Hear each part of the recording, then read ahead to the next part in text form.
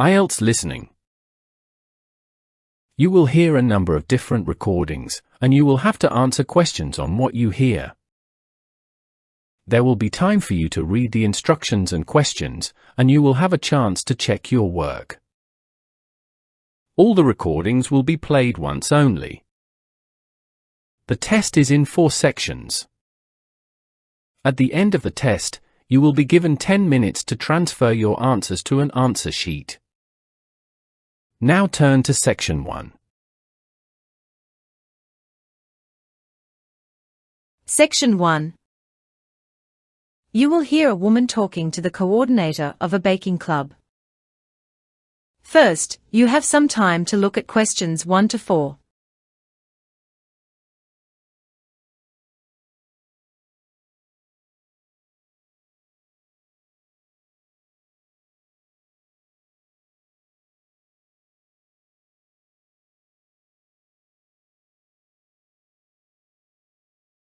Now listen carefully and answer questions 1 to 4.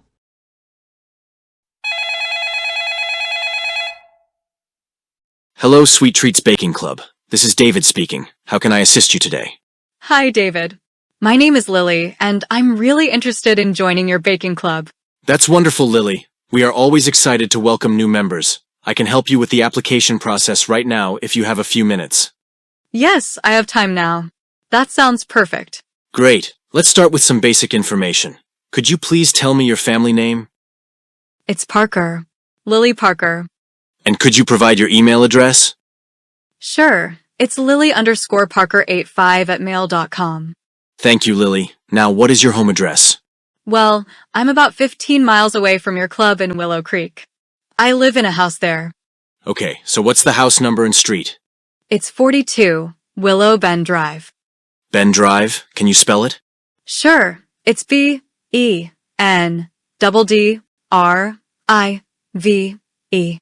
Got it. And how did you hear about our club? Did you find us online or through some other means? Actually, I found out about your club through a friend of mine. She mentioned it and highly recommended that I join. That's always nice to hear. Is she a member here as well? No, she isn't, but she knows someone who is, and they've spoken very highly of your club. Wonderful. It's great to hear positive word of mouth.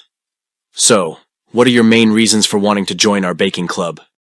Well, I absolutely love baking, and I'm really interested in participating in the baking competitions you offer. I also want to learn new techniques and recipes from other experienced members, and I hope to make some new friends who share my passion for baking. That sounds fantastic. We have a very active and supportive community here, and I'm sure you'll fit right in. So what type of membership would you like? What are the options? Now we offer 2 types of memberships. A full membership for $50 a year, and an associate membership for $35. Which one would you be interested in? I'd like to go for the full membership, please. Excellent choice. With full membership, you'll have access to all our events, workshops, and, of course, the competitions. Now, I'll need to know a bit more about your baking experience and your specific interests within our club activities. Are you ready to proceed? Yes, let's continue.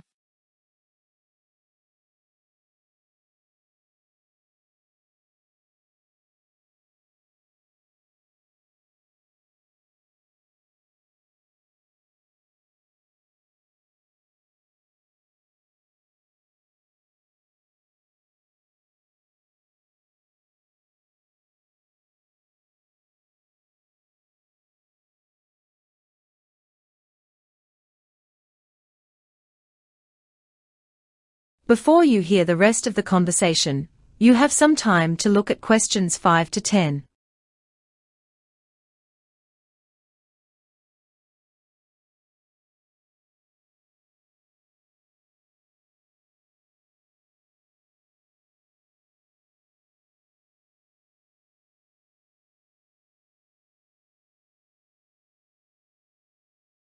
Now listen and answer questions 5 to 10.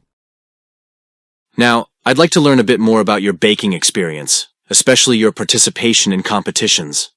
Have you participated in any baking competitions before? Yes, I have. I've entered 3 competitions so far. That's impressive. Could you tell me more about those competitions? Let's start with the first one. Sure. The first competition I entered was called Home Sweet Home. So, I assume the theme was related to home baking? Yes, exactly. For this competition, I baked a classic apple pie. The feedback I received was that my crust was a bit too thick. Ah, I see. It can be tricky to get the crust just right. Did they give you any tips on how to improve it? Yes, they suggested I roll the dough thinner and ensure it's evenly spread in the pie dish. They also mentioned that I should pay attention to the baking time to get a perfectly golden crust. They recommended using a mixture of butter and shortening for the best texture. That's great advice. It sounds like you got some valuable insights. And what about the second competition? The second one was called Beautiful Cakes. The theme was to create a cake that was not only delicious, but also visually stunning. That sounds like a real challenge. What did you decide to make? I made a 3-tiered chocolate cake with intricate sugar flowers.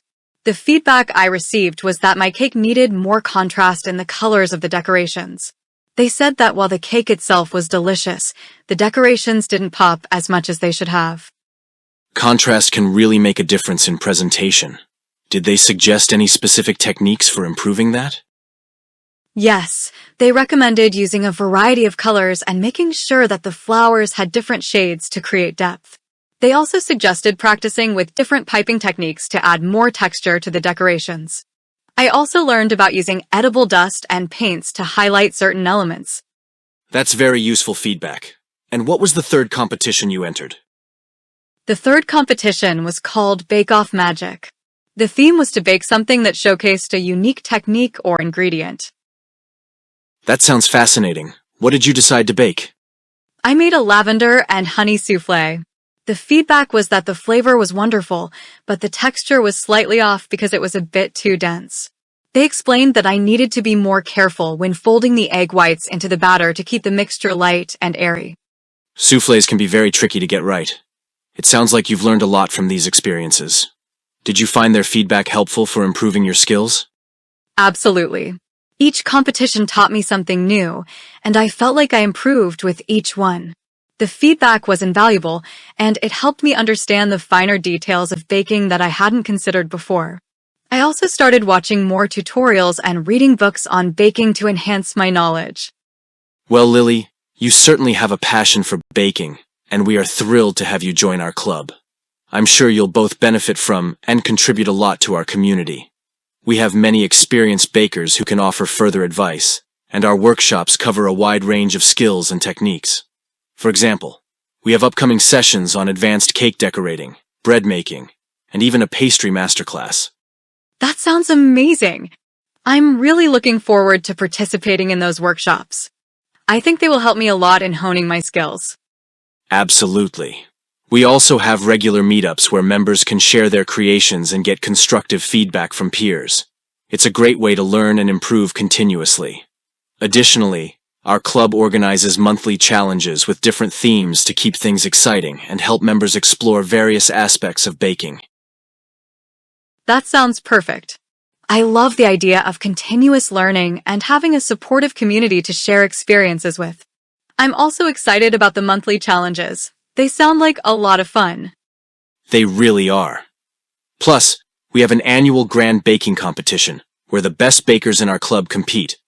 The winner gets a special trophy and a gift certificate to a premium baking supply store. It's one of the highlights of the year.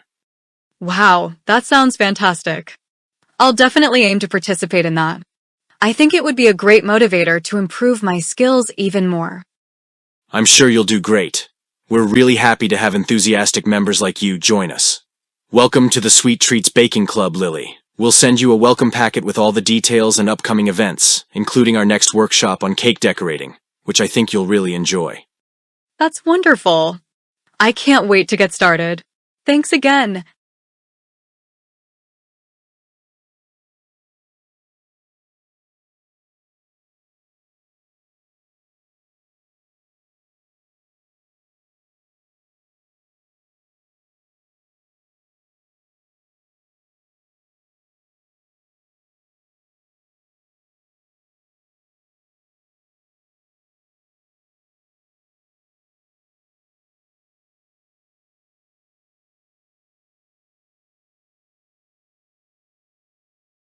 Section 2.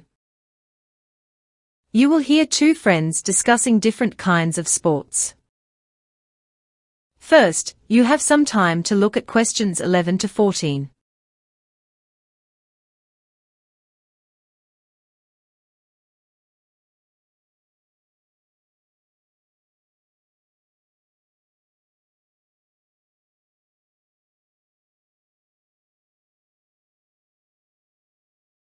Now listen carefully and answer questions 11 to 14. Did you catch the latest match last night? The soccer game was incredible. The skill level of the players just keeps getting higher, and the strategies they use are so intricate. Yeah, it was amazing. I love how the game can change in just a few seconds. The pace of soccer is thrilling, but I think rugby is more intense. The physicality and strategy involved make it so captivating. Watching those tackles and the way they plan their plays is fascinating. True, rugby is definitely more physically demanding. The players need immense strength and stamina. But what about basketball? The pace is so fast, and the way players manage to score from almost any position on the court is just impressive. The slam dunks and three-pointers add so much excitement. Basketball is great for sure. I think the team dynamics in volleyball are also fascinating. The way they coordinate to block and spike is a true display of teamwork. The precision in their movements and the quick decision-making required are really impressive. That's a good point. Volleyball's all about timing and coordination. But I've always been intrigued by individual sports like tennis as well. The one-on-one aspect really highlights a player's mental and physical endurance. Each match can be a real test of character and resilience. Tennis is certainly challenging. The mental toughness required to stay focused for long matches is extraordinary, but I believe swimming is the ultimate test of endurance and skill. Each stroke requires precision and strength, and the races can be incredibly close, with mere milliseconds deciding the winner. Absolutely, swimming is a whole different level of discipline. It's also one of those sports where you compete against your own best times, which is quite motivating. And don't forget gymnastics. The combination of strength, flexibility and artistic expression is just breathtaking. Gymnastics is amazing. The routines are so complex and require so much practice. Every move needs to be perfect. Speaking of which, have you ever tried rock climbing?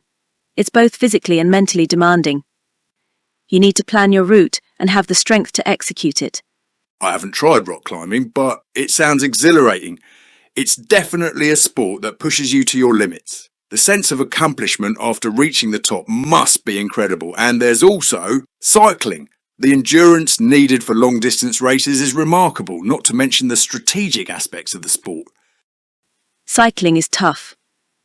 The cyclists need to be in peak physical condition and have a strong strategy for pacing themselves throughout the race. It's amazing how they manage to push through fatigue and keep going.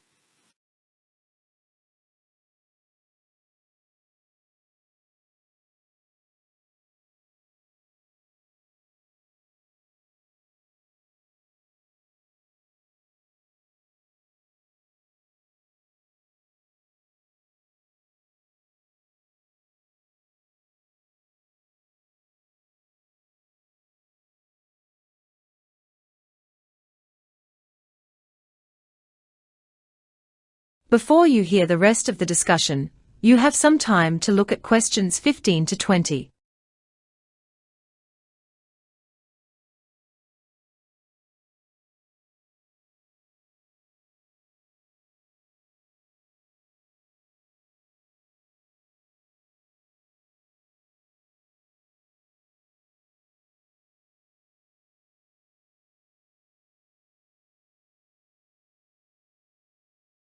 Now listen carefully and answer questions 15 to 20. Speaking of different sports, I've been thinking about how technology has influenced them.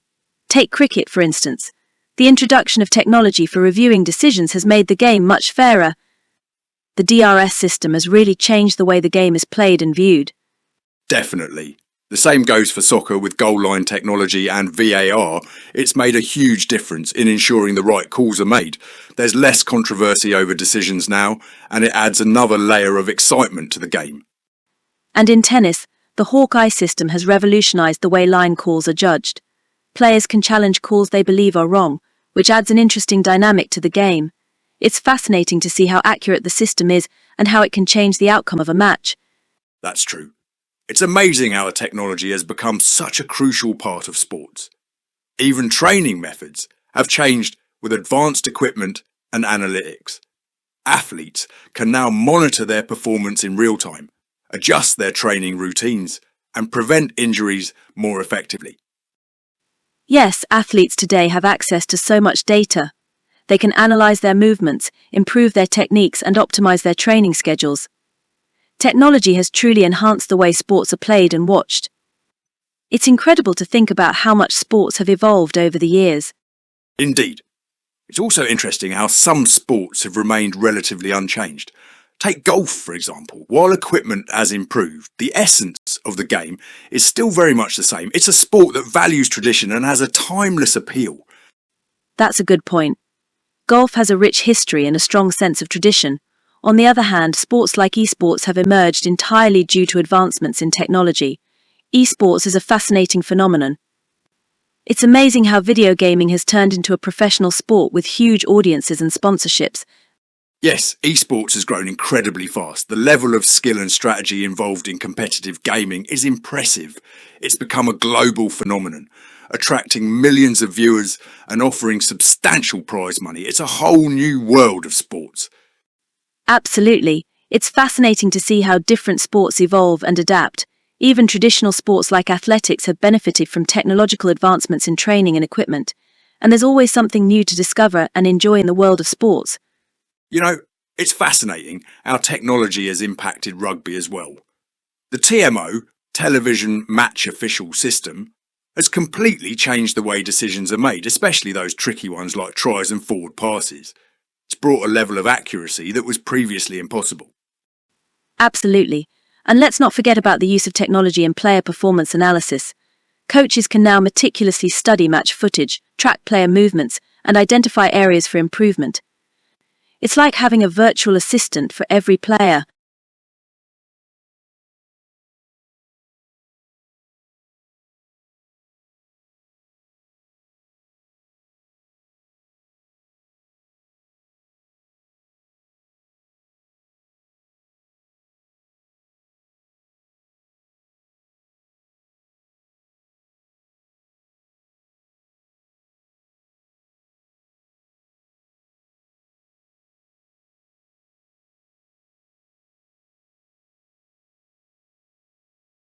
Section 3.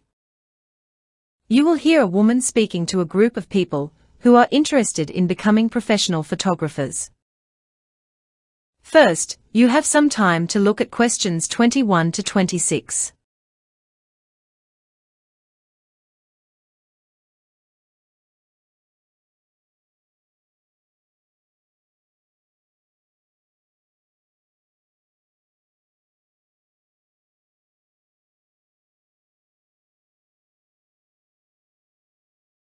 Now listen carefully and answer questions 11 to 16. Good evening everyone, and welcome. I'm delighted to see so many of you interested in becoming professional photographers. Photography is not just about capturing moments, it's about telling stories, expressing creativity, and seeing the world through a different lens. Today, I will guide you through some fundamental aspects of photography, and what it takes to become a successful professional in this field. Firstly, let's talk about the basics. Understanding your camera is crucial. Whether you're using a DSLR, mirrorless, or even a high-end smartphone, knowing how to manipulate the settings can make a huge difference in your photos. Spend time learning about aperture, shutter speed, and ISO, and how they interact to produce the perfect exposure.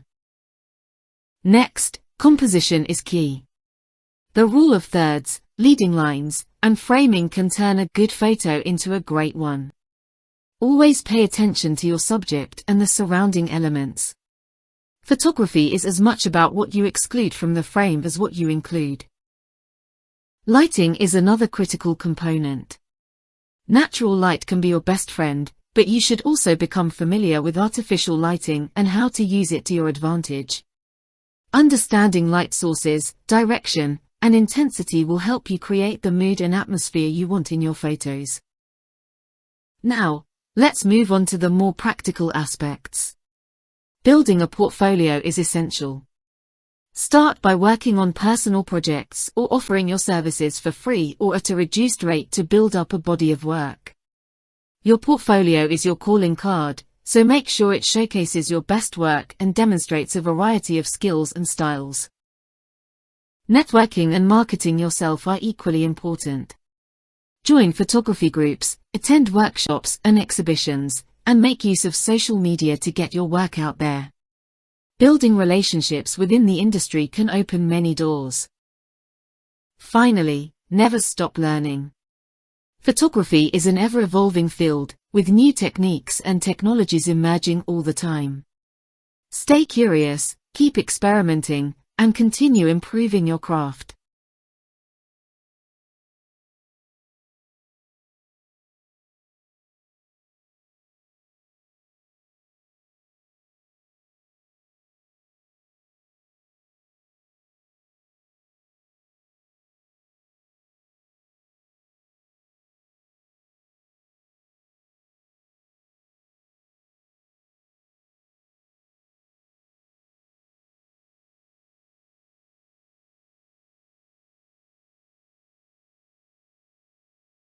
Before you hear the rest of the talk, you have some time to look at questions 27 to 30.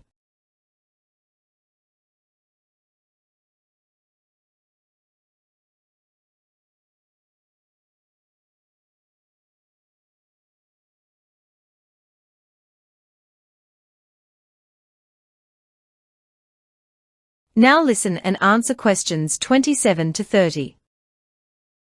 Now that we've covered the essentials, let's delve into some specifics about setting up your photography business. The first thing you'll need is a solid business plan. Outline your goals, target audience, pricing strategy, and marketing plan. This will not only guide your efforts but also help secure funding if needed. Next, think about the legal aspects. Register your business, get the necessary permits, and understand the tax implications. It's wise to consult with a lawyer or accountant to ensure you're on the right track. You'll also need to invest in the right equipment. While you don't need to start with the most expensive gear, having reliable and high-quality equipment is crucial. This includes cameras, lenses, lighting equipment, and editing software. Building a client base takes time. Start by offering services to friends and family, and ask them to refer you to others. Creating a strong online presence is also vital. A professional website, active social media profiles, and good SEO practices can help potential clients find you. Customer service is key in this industry. Be responsive, professional, and go the extra mile to meet your clients' needs. A satisfied client is likely to return and recommend your services to others. Lastly, always have a backup plan. Things don't always go as planned in photography, whether it's equipment failure or weather conditions. Be prepared with backup equipment and alternative plans to ensure you can deliver on your promises.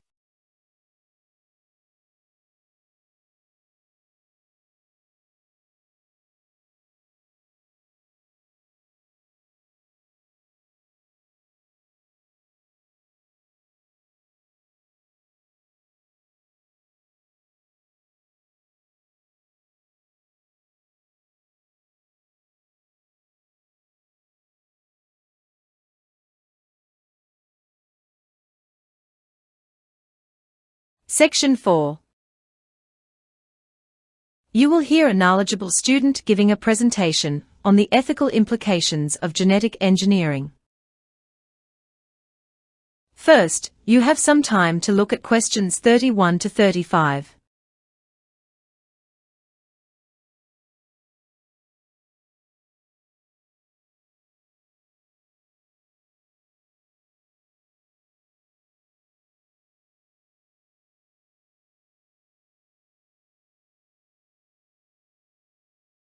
Now listen carefully and answer questions 31 to 35.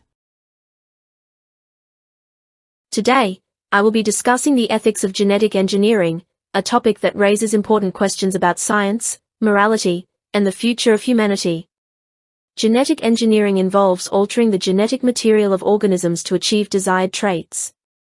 This technology holds great promise for advancements in medicine, agriculture, and industry. However, it also poses significant ethical dilemmas. To begin, let's explore the benefits and potential of genetic engineering. One of the most promising applications is in medicine. Genetic engineering can potentially cure genetic disorders by correcting defective genes. For example, CRISPR technology has shown promise in treating diseases like cystic fibrosis and sickle cell anemia. In agriculture, genetically modified crops can be engineered to resist pests, tolerate harsh conditions, and produce higher yields, which could help address food security issues. However, these advancements come with ethical concerns. One major issue is the potential for unintended consequences. Altering the genetic makeup of organisms can have unforeseen effects on ecosystems and human health. There is also the question of consent, particularly when it comes to gene editing in humans. For example, if an embryo's genes are edited, the resulting individual has no say in the matter. Another ethical consideration is the concept of playing God. Some argue that humans should not interfere with natural processes and that genetic engineering is an overreach of human power. This perspective is often rooted in religious or philosophical beliefs about the sanctity of life and the natural order.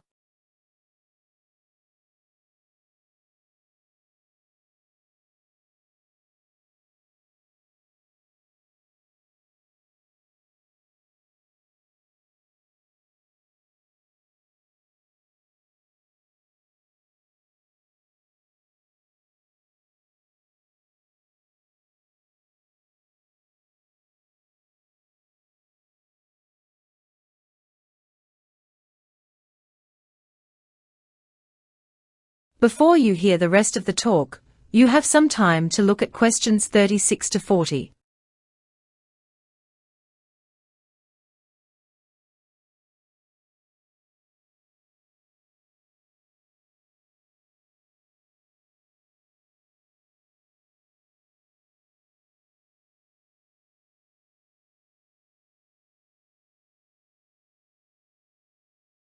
Now listen carefully and answer questions 36 to 40. Now let's delve deeper into the ethical frameworks that can guide our approach to genetic engineering and the role of regulation in this field. Ethical frameworks provide a structured way to evaluate the moral implications of genetic engineering. Utilitarianism, for example, focuses on the greatest good for the greatest number. From this perspective, if genetic engineering can alleviate suffering and improve the quality of life for many, it is ethically justifiable. On the other hand, deontological ethics emphasizes the importance of following moral rules and duties. From this viewpoint, genetic engineering might be considered unethical if it violates principles such as respect for autonomy or the natural order. Another important ethical framework is virtue ethics, which focuses on the character and intentions of the individuals involved. This perspective encourages us to consider whether genetic engineering promotes virtues like compassion, responsibility, and humility. Regulation plays a crucial role in ensuring that genetic engineering is conducted ethically and safely. Governments and international bodies have developed guidelines and laws to oversee genetic research and its applications. For example, the United States Food and Drug Administration, or FDA, regulates genetically modified foods to ensure they are safe for consumption. Internationally, organizations like the World Health Organization, or WHO, provide guidance on genetic engineering practices. Despite these regulations, challenges remain. Rapid advancements in technology can outpace the development of appropriate regulations. Additionally, differing cultural and ethical perspectives can lead to conflicting policies and practices around the world.